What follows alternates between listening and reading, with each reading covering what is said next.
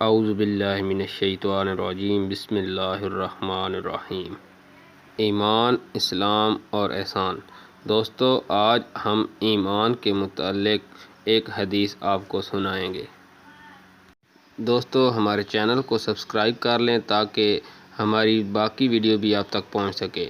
ایمان کا بیان، حقیقت ایمان، مومن کی علامت اور صفات کا بیان، اسلام کا بیان، ایسی تمام ویڈیو آپ کو مل سکیں۔ ایمان کا بیان۔ حضرت ابو ہریرہ رضی اللہ تعالیٰ عنہ سے مروی ہے کہ حضور نبی اکرم صلی اللہ علیہ وآلہ وسلم نے فرمایا، ایمان کی 70 سے کچھ زیادہ شاخیں ہیں، جن میں سے سب سے افضل لا الہ الا اللہ یعنی وحدانیت الہی کا اقرار کرنا ہے، اور ان میں سے سب سے نچلا درجہ کسی تکلیف دہ چیز کا رستے سے دور کر دینا، اور حیا بھی ایمان کی ایک اہم شاخ ہے۔